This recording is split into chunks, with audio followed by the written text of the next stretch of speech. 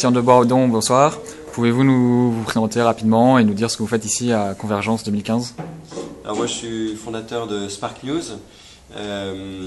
Notre mission c'est de partager les solutions, notamment en utilisant la caisse de résonance des médias et en travaillant avec les médias pour qu'ils parlent plus souvent des solutions, des initiatives, de ce qui marche, plutôt que de se focaliser trop souvent sur les problèmes.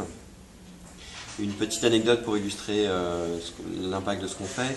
Il y a quelques années au Chili, j'ai rencontré un coopérant qui voulait aider les gens dans les bidonvilles.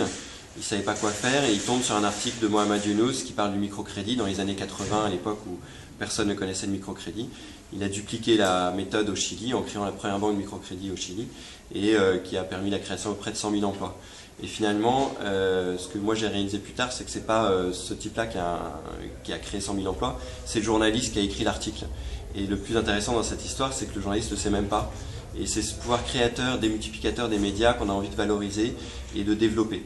Donc on a deux gros projets, un qui est une plateforme vidéo qui ressemble un peu à YouTube, mais sur lequel on agrège en fait tous les reportages qui parlent de solutions, articles ou vidéos, de CNN à TF1, la télé philippine ou japonaise, que ce soit sur YouTube ou n'importe quel player. Et vous pouvez aussi mettre des contenus, si vous voyez un reportage de solutions, vous pouvez le mettre sur la plateforme de Spark News. Donc, au bout de 4 mois, on a plus de 1000 vidéos et reportages. Et voilà, vous vous intéressez à telle ou telle initiative dans le domaine de l'eau, de l'énergie, la santé, pour les jeunes, pour les femmes ou dans tel ou tel pays, vous pouvez retrouver plein de solutions à dupliquer, etc. Que vous soyez entrepreneur social, que vous soyez journaliste pour trouver des sujets, homme politique ou une entreprise qui a envie de soutenir des projets ou de dupliquer des projets intéressants. Ça c'est le premier gros projet, donc c'est sur sparknews.com. Et le deuxième projet, il y a quelques années dans un autre projet, Reporter d'Espoir, on avait monté une opération avec Libération qui s'appelait le Libé des solutions, où c'était une édition dédiée aux solutions qui avait été la meilleure vente de l'année. Donc on a fait taire un peu l'adage comme quoi ce genre de sujet n'intéresse pas les gens, au contraire. Et donc là on a un projet de faire la même chose mais avec 20 grands journaux dans le monde. Voilà, donc on a contacté pas mal de rédacteurs en chef qui sont motivés sur le projet, que ce soit The Observer, The Times of India, Le Monde, El País ou d'autres médias dans le monde. Et voilà, et donc là on va démarcher les sponsors, les partenaires, les annonceurs pour participer à l'opération. Vous êtes présent donc à Convergence lors d'un stand ou au cours des conférences. Vous êtes aussi l'organisateur d'une soirée ce soir et je m'interroge sur quelle étincelle vous voulez éveiller auprès des participants inscrits très nombreux à cette soirée. Alors effectivement, la soirée qu'on organise avec Convergence, c'est les médias peuvent-ils changer le monde?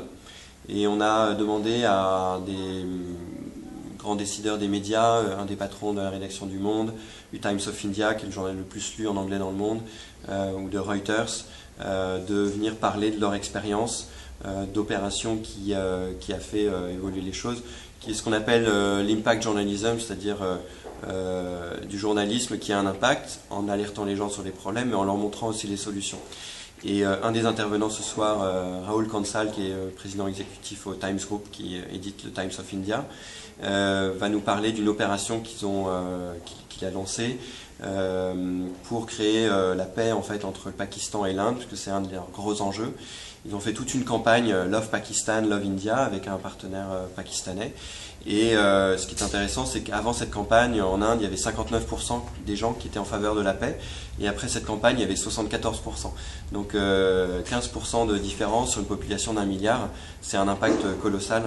Et là, les médias font la preuve qu'en informant les gens, ils ont aussi un rôle social et un impact social très important. Merci beaucoup et à ce soir donc. Merci, à ce soir.